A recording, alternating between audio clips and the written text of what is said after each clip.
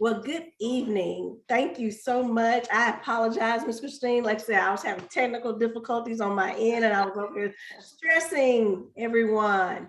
So it looks like we're all ready to go. I'm hoping everybody can hear me. Please put in the chat if you can't for any reason, okay? If you're not able to hear me. My name is Aretha Higgins and I'm the Senior Housing Counselor at Dallas Habitat. And I apologize, but again, it happens. It does. Yes, but we appreciate you all joining us this evening for this very important topic, dynamics of domestic violence. And we have Ms. Christine Ruddle here, and she's gonna give us lots of information and just teach us a little bit about this and what we need to do, how we can protect others, our loved ones, ourselves, and others in the community. And it's just, again, just a very important topic, and so glad that you all have tuned in. And I'm going to turn it over to Miss Christine so she can go ahead and get started. All right. Well, thank you. Again, my name's Christine Ruddle. I'm a client advocate with Genesis Women's Shelter and Support in Dallas. We are a domestic violence agency. We have a emergency shelter, a transitional housing program. We have outreach services, which offers counseling and advocacy to women and children who may still be in an abusive relationship, but they might also have left years ago, but are still feeling the effects of it. And then soon we will be opening a new facility in South Dallas on Lancaster that will serve that area. And then what we're really known for, I think, when people say Genesis, is our thrift store. So we have a thrift store in the Oak Lawn area that raises funds. It usually raises a little bit over $2 million a year to support the services that we provide at no cost to our clients.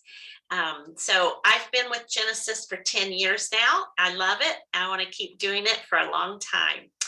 So the reason for tonight's webinar is to learn more about domestic violence and how that affects really all of us, but also you may know someone who's in a situation like that, and maybe they don't know that's what they're living with.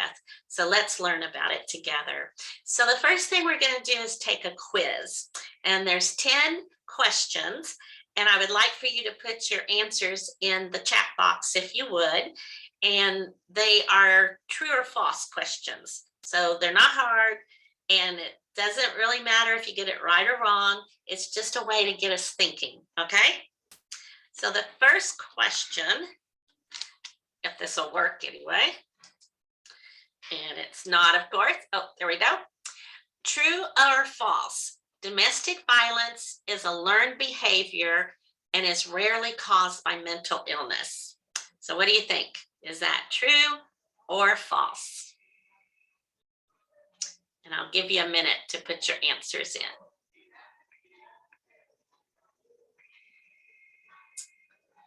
Which hopefully, Aretha, you can see.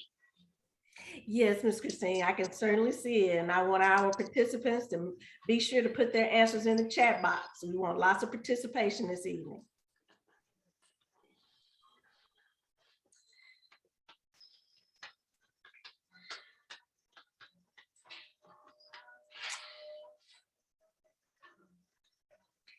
Okay, any responses? We have a false. Okay, and that would be correct. It is false. So that first part of the question, domestic violence is a learned behavior, is true. But the second part is rarely caused by mental illness is false. So it makes the whole thing false. It is not ever caused by mental illness. It doesn't mean that an abuser might have a mental illness, but it's not the reason they're abusing. All right. The next one, the term domestic violence is only used when the victim has physical injuries such as bruises, cuts, and broken bones. I imagine everyone will get this, but is that what domestic violence means? It's only used if there's physical abuse.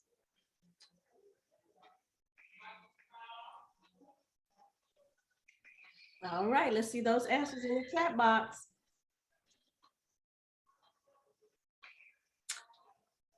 Okay, this one is false as well. I used to say when I first started doing this 10 years ago, up until recently, that there are 4 types of abuse. And one of them, of course, is physical abuse. But there's verbal abuse, emotional, psychological abuse, physical abuse, and then sexual abuse. But we're seeing some increase in different types of abuses. So now I include financial abuse and also technology abuse, or using technology as a means of being abusive. Okay, alcohol and other drugs cause domestic violence. True or false?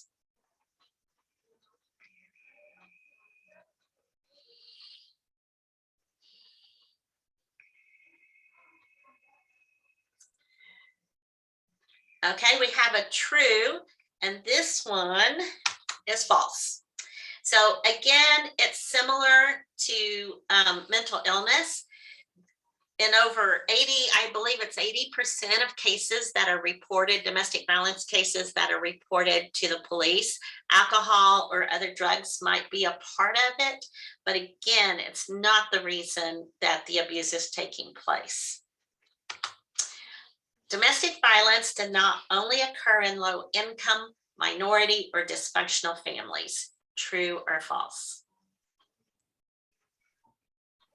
Sounds like a double negative, doesn't it? Yeah. And it is true. So domestic violence is no respecter of persons, so it can happen to anyone. I've worked with women with a PhD or an MD. I've worked with clients who have not received their GED yet, but it can happen to anybody. It is very easy for women to leave abusive relationships. True or false? Okay, type your answers in the chat box. I know it's been a long day. All right, Ms. Martha says false. Okay, it is false. And thank you, Martha. I'm glad that you know that. We know that it's 75% higher risk for women when they leave an abusive relationship. And so they're at more risk to be seriously injured or killed. So no, it is not easy to leave a relationship. In over 95% of domestic violence assaults, the man is the perpetrator and the woman is the victim. True or false?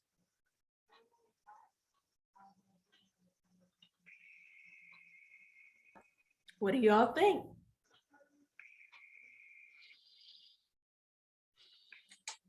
Okay, and it is true. Now we have to keep in mind that these are reported cases of domestic violence, and men can be and are victims of domestic violence. They don't tend to report or go to the hospital as often as women do. We also know that same-sex relationships, that it could be that the man is a victim in that situation as well. I work for Genesis, and we only work with women or those who identify as female. So when I'm doing this presentation, I will be saying female or woman is the victim, but keep in mind that it could be a man or it could be transgender, something other than female. But because of what we work with, that is how I do the presentation. So next, people who batter or who are abusive are often good parents. True or false?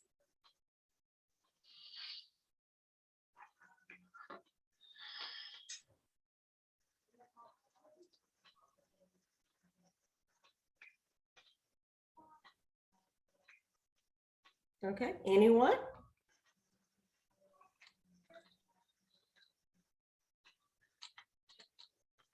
Okay, it is false, Martha. However, I do want to tell you that in working with women with children, that many times, especially when we're doing a domestic violence education group or a parenting group, they will say, oh, he's a good dad. He may hurt me, but he really takes good care of the children. But the truth is, anyone who is abusing mom is not being a good parent.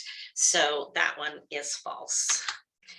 And then domestic violence is the leading cause of injury to women in the United States. True or false?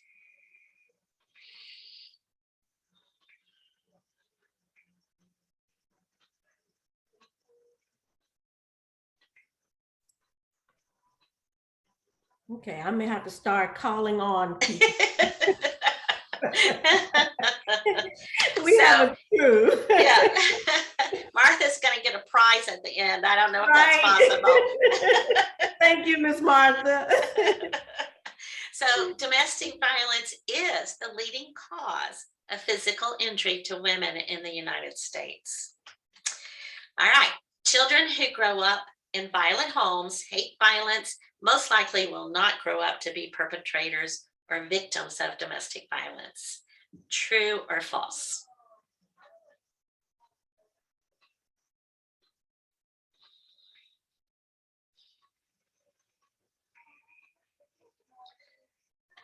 Okay, I'm going to go ahead and answer this one. It is false.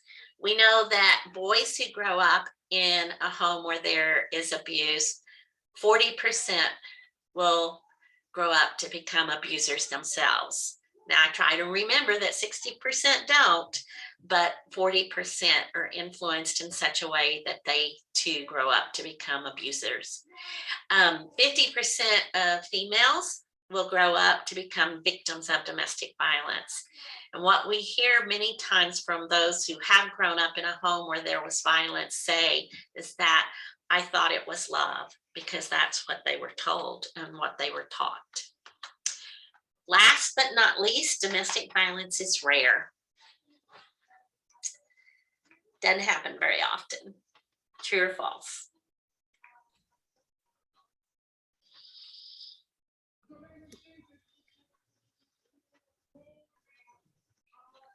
All right, come on.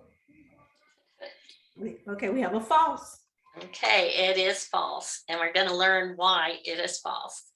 So what is domestic violence? What is it really? So it's when one person in an intimate partner relationship exercises power and control over the other partner through a pattern of intentional behaviors. Now, when you say domestic violence, it actually can cover family violence. So what I'm talking about is a intimate partner violence. And so it's with a couple. Maybe they're married, maybe they're not. Maybe they live together, maybe they don't, but they're an intimate partner relationship. And so one partner is going to exercise power and control over the other through a pattern of intentional behaviors. And then domestic violence, as it continues, becomes a systematic diminishment of a woman in her home or in the place where she resides. So the reason why it's really important and why we know that it doesn't, that it isn't rare, it does happen, is that 1 in 4 women in the US will know domestic violence during her lifetime. And it says 1 in 3 worldwide. Well, in Texas, where we know that Texans like to do everything bigger and better, it is also 1 in 3 women in the in Texas who will experience or are experiencing domestic violence. 1 in 3 teenage girls will be physically exhausted by a boyfriend, physically assaulted by a boyfriend. They're usually, we consider teenage girls between the ages of 14 to 25 and to 24. And if I asked you why we would consider it up to that age, it's because the brain fully develops at the age of 25. And then domestic violence is the leading cause of entry between the ages of 15 to 44, more than car accidents, more than muggings, and rapes combined.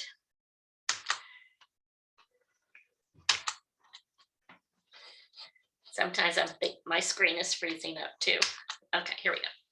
So I want to talk a little bit about those types of violence. So here they are. The verbal is usually where it begins and then moves into emotional, physical, financial, technology, and sexual. So let's start with verbal emotional abuse because that is where it usually begins. So under verbal emotional abuse, if we were in person, I would be asking you to tell me these, but since we're on a webinar, I'm just going to share this screen with you. I do want to highlight some of them. So under emotional, verbal and emotional abuse, it usually starts with the criticism, the put downs, the name calling. It might be being cussed out or being yelled at or raged at. And raging is something that usually takes place in the middle of the night. It might be, you might be sound asleep, it's 1 o'clock in the morning, and the abuser comes in and wakes her up and starts yelling at her and raging about something that might have happened earlier in the day, or maybe in the week, or maybe she might not even know what he's talking about. But he'll do that, wake her up, keep it going from 5 minutes, sometimes up to an hour, and then stop and allow her to go back to sleep. It might happen again a few hours later that same night, but then the next night, do you think she's gonna go to bed? No, she's going to be nervous about it. She's going to be expecting it to happen again, and it doesn't happen. And so the next night, she might be nervous still and be expecting it to happen, but she's not quite as nervous as she was the night before, and then nothing happens. So next few nights, nothing happens. So then she feels pretty good about it, and then it'll happen again.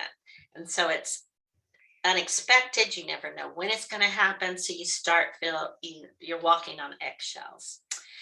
Another one, and all of these things, using the court system to continue abuse, intimidation, threats, saying you'll kill yourself if you leave me, I'll kill you or the children, I'll have you deported. All these things are ways to keep control. But isolation. So isolation, what do you think of when you think about isolation? Do you think about someone maybe being locked in a room or not being allowed to go somewhere? Today, isolation can be done by taking a cell phone away or monitoring that cell phone and not allowing them to speak to anyone, cutting off communication with loved ones, with friends, with family. At Genesis, we've seen that type of isolation. We've also seen where they have been locked in a room or in a closet. I even had one young woman who was locked in a box for over a week. So isolation can be extreme. And we know with our counseling that many times it'll take a lot longer to heal from emotional abuse than it does to heal from most physical injury. Gaslighting here. Has anyone heard of the movie Gaslight?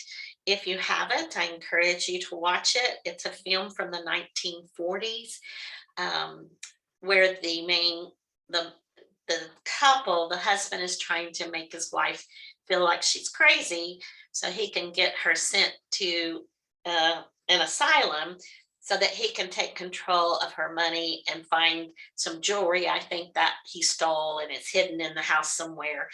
But he does all kinds of things to make her think that she's crazy. And that's happens in domestic violence, a lot of different ways. And something that she's now is technology to make her feel like she's crazy.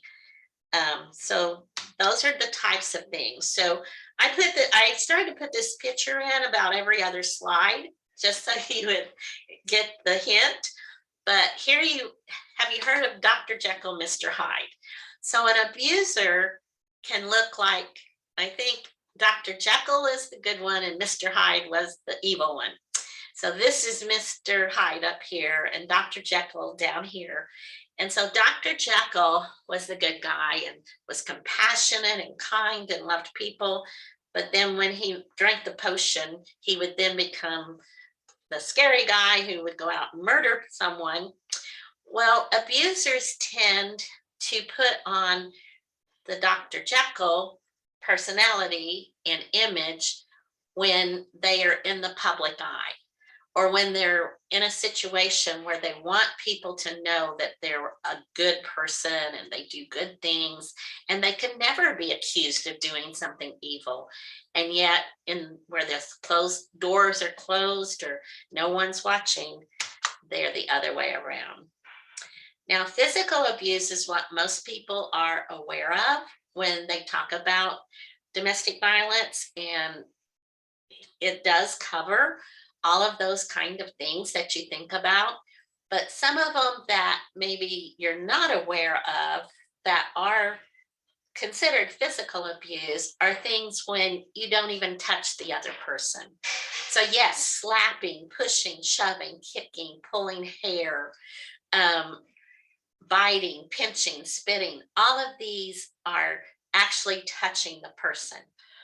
But there's sometimes, like when you punch a wall and you punch the wall next to the person's head, you didn't touch them, but you certainly got a message across that says, I can hurt you, I will hurt you, and instill fear in them. Abandoning someone in an unsafe place. This happens, and teenagers tend to use cars to scare and intimidate their partner. We've had clients who have been left on the side of the interstate, and I don't know about you, but when I'm driving 70 and 75 on Interstate 35, I don't want to see someone left on the side of the road, especially with children. That's terrifying. And this happens, and they drive off and leave them there. One that we continue to learn about, and it's really, to me, frightening, is strangulation. So there's a difference between choking and strangulation. And when you ask someone, have you ever been strangled? The response is, if they have been, the response is almost always, well, I've been choked. Well, there is a difference between the two. So choking is when something is stuck in the throat and you can't breathe. And yes, you could die that way. It's not usually what an abuser will do, but it does happen. Strangulation is when pressure is put on the outside of the throat. And the purpose of that, it cuts off the oxygen, but it also cuts off the blood supply, which causes the organs to start shutting down. So if you have a can of Dr. Pepper or Coke in your hand and you pull that tab off, that's all the amount of pressure that it takes to kill someone when you're strangling them. And the amount of time it takes is 6 to 10 seconds. So it doesn't take very long. It doesn't take very much pressure. What happens in domestic violence is that strangulation is used to intimidate and to create fear. So usually the way it happens is it goes almost to the point of losing consciousness, and maybe even losing consciousness, but not to the point of death. And so the point is to scare them and to frighten them. And so it happens more than once. It might happen once a week. It might happen once a month. It might happen every day. It might happen in connection with sexual activities. And so what happens is, over time, as it continues, is that it can cause brain damage. It can cause damage to the vocal cords and to the throat, even to internal organs. So it's very, very serious. And it really is important to get help if that is something that is happening or has happened in the past. If you do have any questions, please put those in the chat or the Q&A. And Aretha, it's okay to stop me if there are questions, okay? Yes, ma'am. Then sexual abuse. So when I ask the question, what do you think about when you hear the term sexual abuse? most people think of rape or forced sex. So rape can happen in a committed relationship, in a marriage. So when sex is forced upon someone and they say, no, I don't want this, and the person continues, then that is rape. And that does happen in domestic violence. It's very hard for victims of domestic violence to recognize that for what it is. But there's other forms of sexual abuse. And so it might be forcing someone to watch pornography when they don't want to. It might be forcing them to perform sexual acts when of a type that they don't want to participate in. And something that I've seen increase over time is that it might have started out as what the woman thought was a significant other in a loving relationship, and it will progress into a situation where she sees herself as a prostitute. And so we're also seeing more situations where it's led to sex trafficking. So all of that can be a part of domestic violence. And then there's financial abuse. Now this says between 94 and 99% of domestic violence survivors have also experienced economic abuse. I'm waiting to meet that 1% who didn't, because it seems to me that every single client we has experienced economic abuse in some form. So it might be preventing her from getting her job or causing her to lose a job over and over again. And in domestic violence, it doesn't matter if she works, he's going to control the money. He might give her an allowance and she has to use that allowance for exactly what he told her to use it for and account for all of that.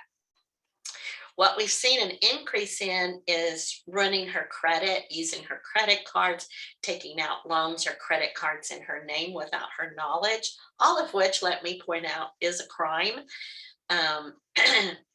Making her commit crimes involving fake checks or robbery. And I have had clients who have criminal backgrounds because of those very things. Misreporting income, and I don't know about how many of you received I guess everybody receives some of the government money that came because of COVID. And so many of our clients never saw that because the abuser took that money, and even though he might not have even been a part of her life anymore, he managed to get that money. Technology abuse. Has everybody got your cell phone? I want you to look at your cell phone and think about how many text messages you receive if you have a significant other, if you have a best friend or children. I'd like you to put this in chat. How many text messages would you say that you get a day? Okay, let's see that come through the chat. How many text messages do you think you receive in a day?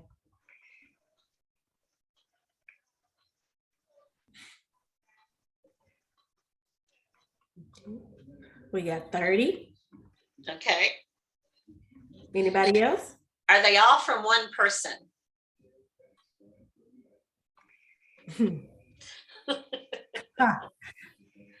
So, okay, so technology abuse would be getting anywhere from 100, 200, 300 text messages, maybe 50 text messages in an hour.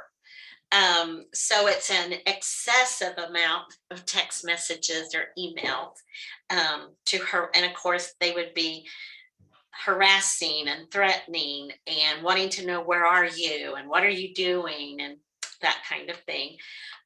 So you may have heard about using spyware on a phone. And when I first started doing this 10 years ago, to put spyware on a phone, you had to pay a whole lot of money. And then you had to have the person's phone in your hand to put the spyware on it for some amount of time.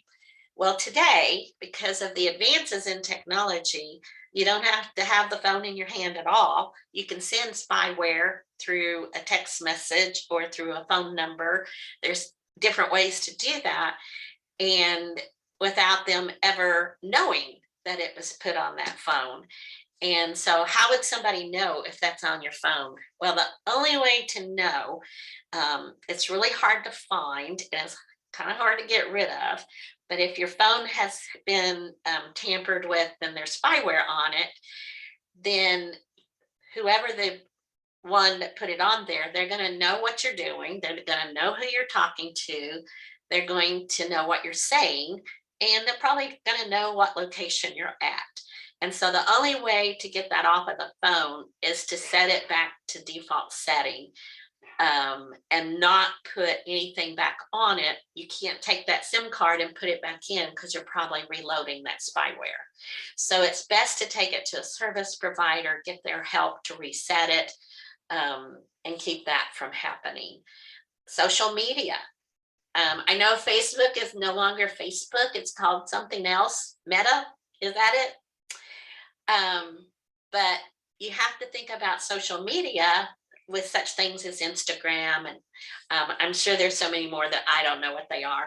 But whatever they are, if they do have location settings on them, then you need to check those to turn those off. With Facebook and Meta, and maybe some of the others where you tag people, you got to be really careful of that if an abuser is stalking you and harassing you. I had a client one time who, her ex was very angry with her because he did get put in jail, and he was trying to find her all the time. And she moved from Dallas to another city. She was working in a really nice restaurant that hosted musical events. And so her supervisor knew her story and knew not to put her picture out there or do anything, but there was someone in charge of the media for the restaurant who didn't know that. And so he had posted some pictures from an event and he tagged her in it. And the very next day, the abuser showed up in the parking lot of that restaurant and had found her. So you have to be really careful about a lot of things like that.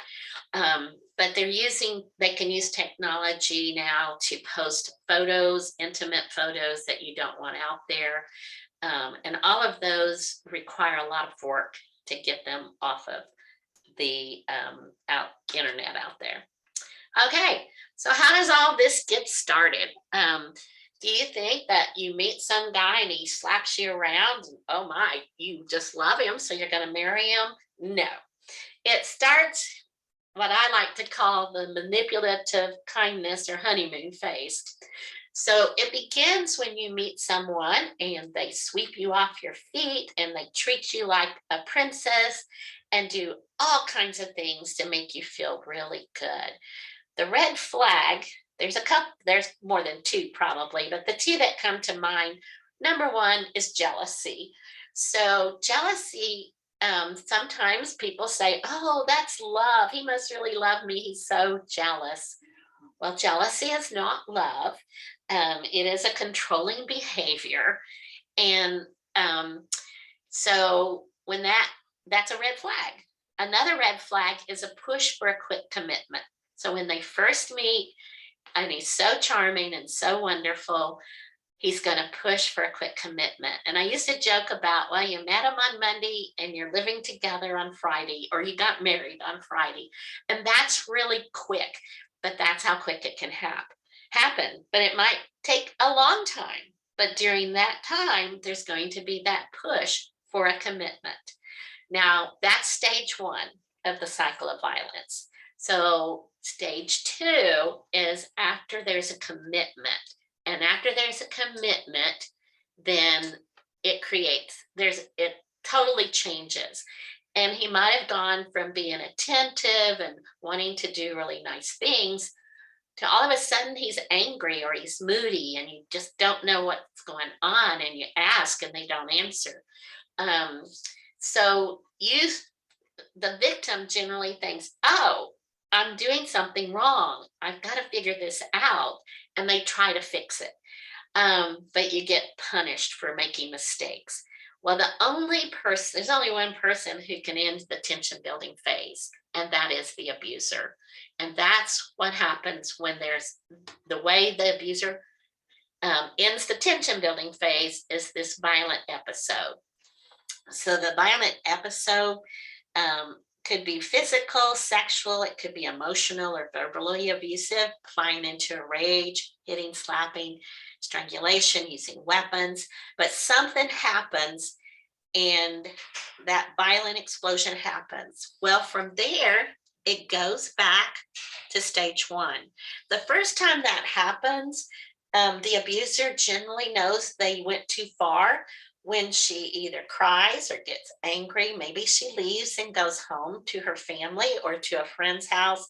So he knows he went too far. So what he's going to do, because he doesn't want her to leave, then he will go back to being kind and to making her feel special and to saying he's sorry, it won't ever happen again. Or he might say, I'll go to counseling with you, just don't leave me. And so the honeymoon phase is the most confusing part of the cycle of violence because it gives hope. It helps you to think, well, maybe he's going to change. Oh, this is who he really is. He's not like that. But the entire time those kind, wonderful things are happening, the point of it is to keep her in that relationship. So that's why it's called manipulative kindness. So in domestic violence, the violence doesn't just stop, it continues, and that cycle continues. If you stay in it long enough, then the violence will escalate. It doesn't diminish. So it might start down here with yelling, using profanity, move on up to where you're being stalked, threats to take the children away, threats of murder, and all the way up here to the top where and once someone is experiencing strangulation, they're just a step away of being murdered, and that's the truth. And it's just heartbreaking. So I used to say, why does she stay in that relationship? Because that is what the public has been taught to ask. Whenever you see a public display of domestic violence between a couple, the question people usually ask is, well, why did she stay with him? Why did she marry him? Why doesn't she just leave? But instead of saying that, I want you to think about what are the barriers to leaving a relationship. So I'm going to show you this. So here's our victim here with the children. And these are all the things. And I'm going to leave it up here for a moment. So let's say that she calls 911 and makes a report. The squad comes and investigates. Well, if there's an arrest, there's going to be an arrest report. He might go to jail, arraignment hearing, no contact order, or it could go all the way over here to being on protection. Child Protective Services may get involved. I mean, these are all the things that can happen when she leaves the abusive relationship. So here are some of the barriers to leaving. And we hear these quite often. So loving him. So you don't stop loving a person because they hurt you. Even when they hurt you for over a long period of time, you don't necessarily stop loving. So there's always, and that goes with the hope that they could change, that the person you knew them for in the beginning, that it could go back to that. But at the same time, there's just so many things, pressure from family or friends.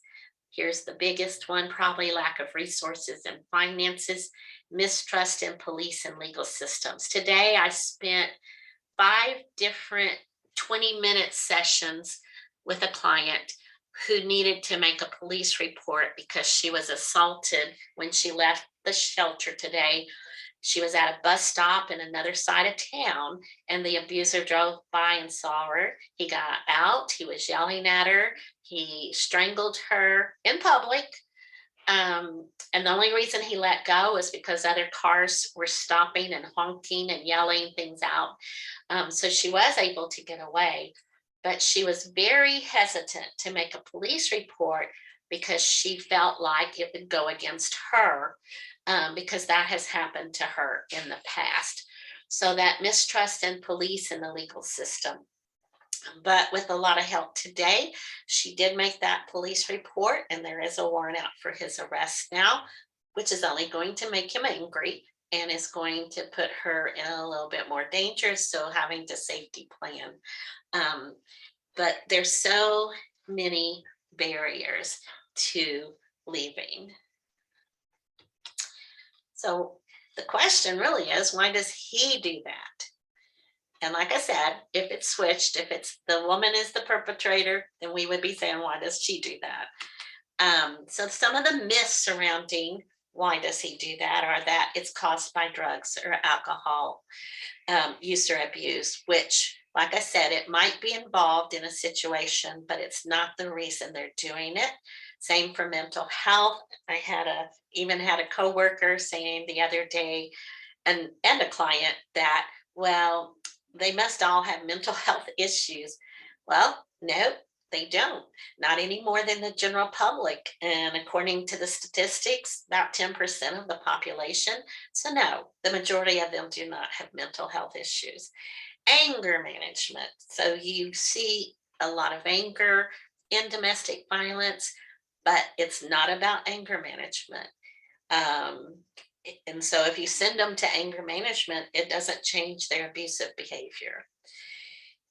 Maybe he saw his dad was abusive with his mother, low self-esteem, stress. She deserved it. Ever heard that one? She was asking for it. And I'm sure there are others. Okay, but why does he really do that? Mainly because he can. So it's about power and control.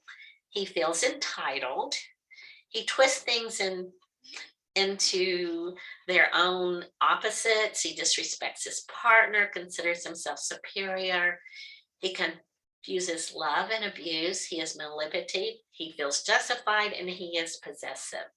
So I want you to think about it. You don't have to answer this, but I want you to think about, where does someone learn about, because we said it was a learned behavior, that he's entitled, that he has a right to be in control and have this power over another person. So it could be from living at home with it and seeing it in action. It could be from the media and the things that we see in movies. And I challenge you to listen to music and pay attention to the lyrics and see, is that about domestic violence? I tried 20 minutes of country. I love country music. And I was listening to about 20 minutes worth in the car one day when I was driving. I was like, wait a minute, that's about power and control over another person. That's abuse. So it's not just one genre of music. It could be many different ones. It might be bullying, something that happens a lot in our schools, and we're hearing more about it, but that could also teach that kind of behavior. So what if you know someone who is in a relationship like that? How do you help a survivor? So first of all, it's really important to believe her. So one of the things that you might think about or have heard is when a survivor or a victim tells you their story about, oh, he's treating me really bad, he slapped me, he hit me, but it seems like she's told you that story 20 times, 30 times, multiple times. Well, the reality is she needs to tell that story, and she needs for you to believe her. And she needs to know that what's happening is not good, and that she's in danger. So saying, I'm so glad you feel comfortable talking to me about this. What's happening in your relation is not okay. How can I support you? So why does she need to tell that story? Because she doesn't know how bad it is. And the more she tells the story, she's hoping that someone will help her know that it's not okay and that there is help out there. So if you have someone in your life who is telling you those kind of stories, listen to her without judging her. You're not in her shoes, but let her know that you care and that there are resources out there to help her. Don't blame her. And in fact, you can tell her it's not your fault. Everybody deserves to be safe in their relationship. Understand that survival is the priority. So let go of your expectations of how a survivor should behave, but let her know that surviving, being safe is her priority. Um, Help her to begin to think about safety planning. So it's really important, I think, not to put yourself in danger when there is an abusive relationship, and you don't want to be targeted either. So I think this is where it's important to know there's help out there for safety planning, and that there are people that you can talk to. We have a hotline. There's a national hotline. We are the first agency in the state of Texas to have a text line for victims to text us rather than call us, because many times that's a much safer way to do it. Um, so knowing that there are resources out there, and knowing that you can do that, and then continue to provide support, and just be there for that person. And by being there, I don't mean you have to be in their life every single day, just letting them know that you are there for them and that you'll answer that phone or respond to a text, and that you'll help them find a place of safety. So what is a safety plan? So one thing you can help with, if they're still with the abuser, is to keep their important documents for them. So what is an important document? It's your driver's license or a Texas ID. It's birth certificates, it's social security cards, school records, if there's children, medical records. And these are and if you're an immigrant, it might be your green card or your visa, passports. And so these are the documents that abusers tend to hide or destroy. So if it's possible to get those into a safe place, that is huge.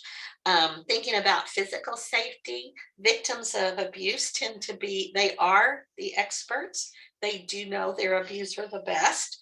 And so figuring out inside the home and outside the home, what are safe places to be? Where are safe places to go?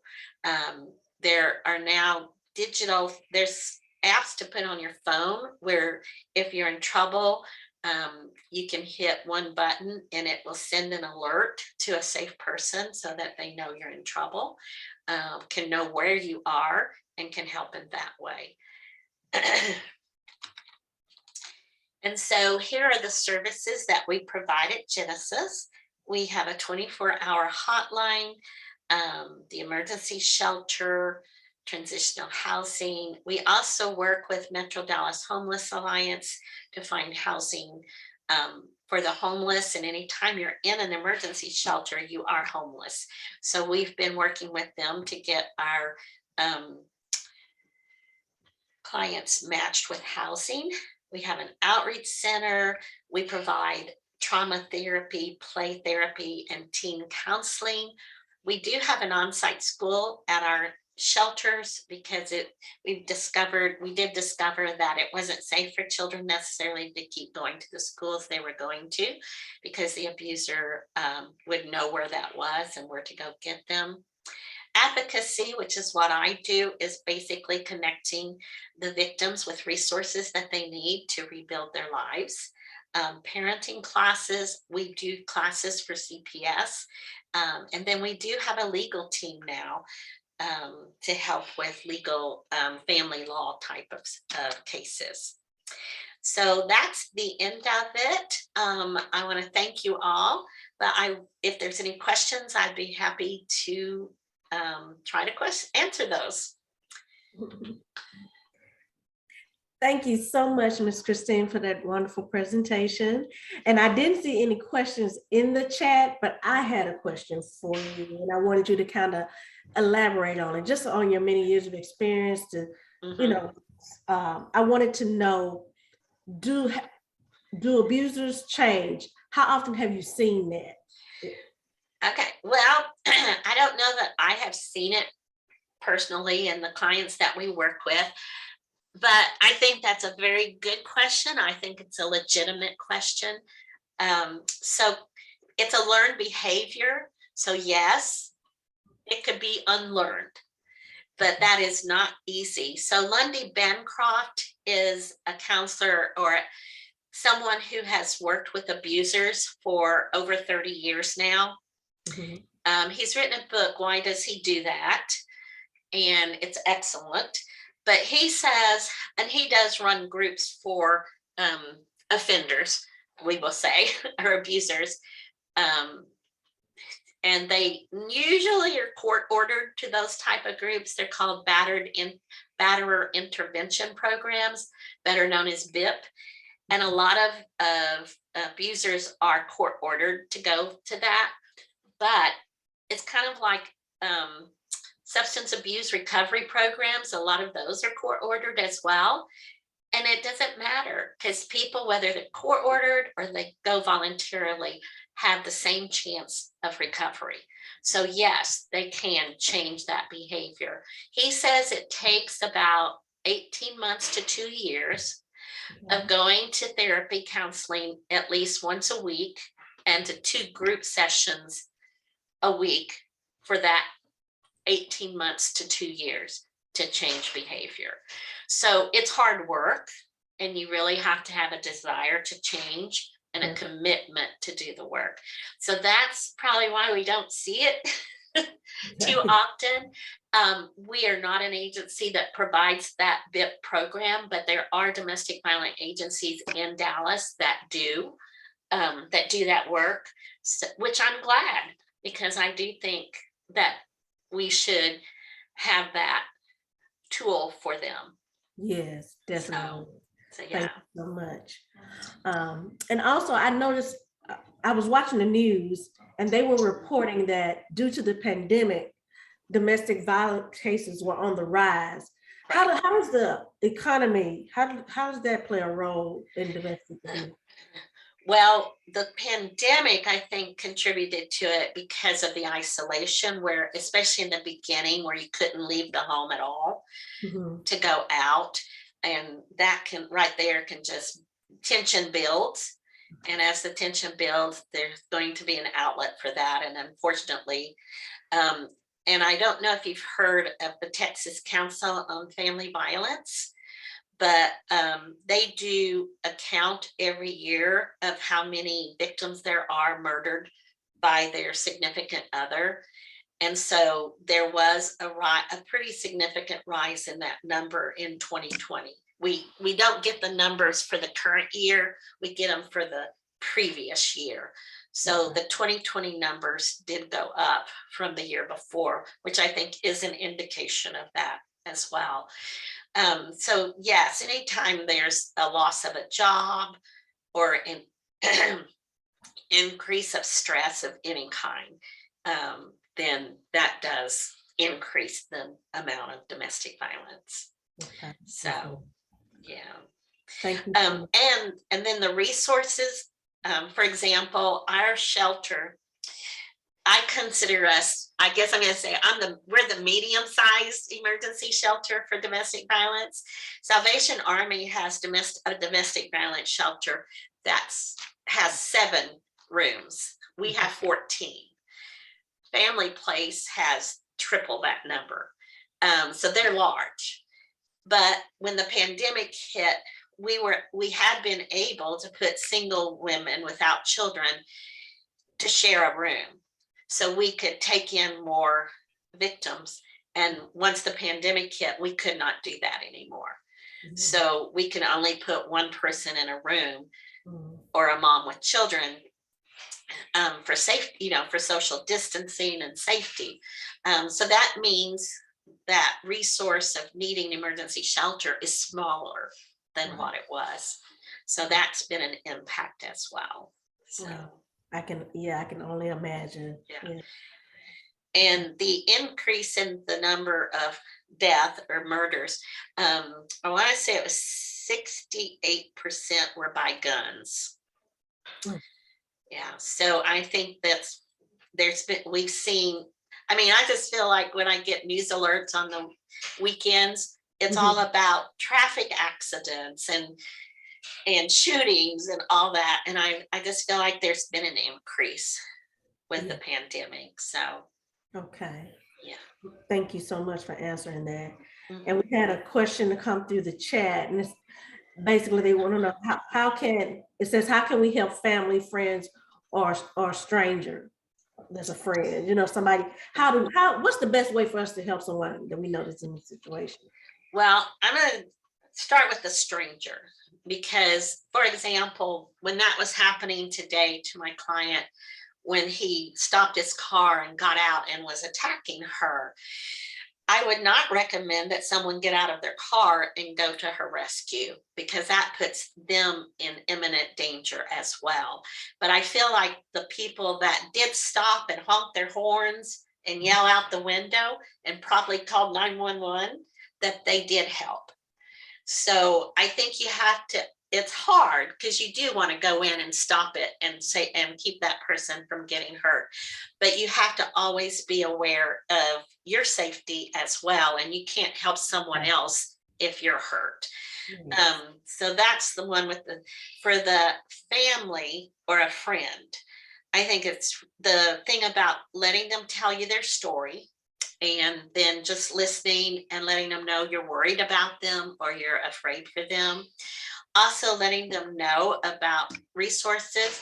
So, all of the National Domestic Violence Hotline, our website, in the texting, all of that is done in a way. There's always a little spot on the right hand side of the screen. So let's say they're on the screen looking at something to help them, and the abuser walks in the room. All they have to do is hit that icon, and it takes it off of that screen and it erases it from the browser. So they can't go in to see what they were looking at.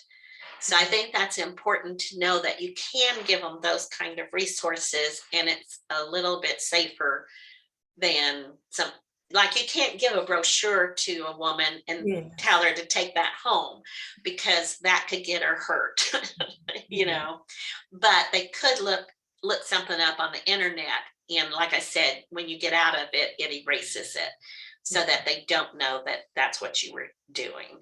Yes. Um, Good but information. So knowing about agencies like ours, and like I said, we're not the only domestic violence in Dallas County. I'm very happy to say that there's others as well. But looking those up and giving them those time of resources. Our outreach office is busy all the time, as are we at the shelter. But the thing is that a lot of women stay in abusive relationships because they don't know there are resources out there. Mhm.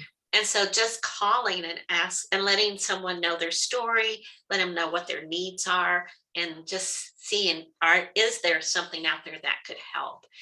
And I think that's true for family members as well, or if you have a friend. I'll never forget doing this presentation it was one of the Dallas community colleges. And it had been you always go into it knowing it's going to be college students, but they had also posted it in a way that just people in the community came to it. Mhm. And a woman came up to me afterwards and said, I wish I had known about you or, your agency or an agency like yours because my friend was murdered by her husband about 3 months ago because she didn't know there were resources out there. So Yeah. that's why this is really important to share. And thank you for the opportunity to share it with the public because people don't know. Yes. And so I think that just being here tonight and learning about it is a big step. So, Yes, most definitely. And it's yeah. our pleasure, and we are so happy to have Yeah. you anytime, anytime. Thank you.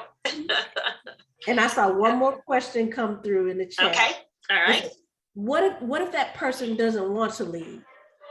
And that's not unusual. That is not unusual at all. If they don't want to leave, still, we have to respect that. But it doesn't hurt to keep saying, I'm really worried about you. I'm afraid you're going to get seriously injured or killed, because that's what they need to hear. Yeah. But at the same time, we have to respect that's their decision. And we can't, as much as we would like to, we can't make it for them. Yes. So, That's I mean, so good. people come to our shelter. We're called an emergency shelter for someone who's in danger of being seriously injured or killed. But sometimes when they're here, then they make that decision to go back to home to the abuser. And so our goal then is to help them safety plan and to know, what to do should they get into a place where they know they need to leave. Yes. So, Well, yeah. thank you so much. You And are welcome. yes, like I said, this has been so informative, as it is every time you come. Again, we're just so grateful for you taking the time out to share this important information. And I know our clients agree as well. We're getting lots of thank yous to come through the chat. So yes, thank you again. You are welcome. I also uploaded the website for you all, for people to go to as Oh, well. good. Contact information. Yeah. It's www.genesisshelter.org. So if you all want some more information, please feel free to visit that website. Okay. And we do have we have a blog on the website, which addresses a lot of different topics. And then I know that we now have podcast. So I think you can get to the podcast through there as well. Okay. Yeah. That's great. Thank you so much for coming and joining us, Ms. Christine. And You are thank welcome. you all the clients that came. We appreciate you. We know, like I said, this is a long day for you all, but you took time out of your day to join us, and we truly appreciate you all. And I wanted to let you all know that our next virtual class is going to be on next Tuesday, December the 14th at 6 p.m. Our partners, State Farm, they're going to be back and they're going to talk about insurance basics. So you all be sure to register for that. Remember, you get educational hours for every class that you attend. All right. And again, thank you all so much. And we're going to let you all have the rest of your evening. Enjoy. And if we don't see you all, happy holidays. Yes. Same to everybody. All right. Have a good evening, everyone.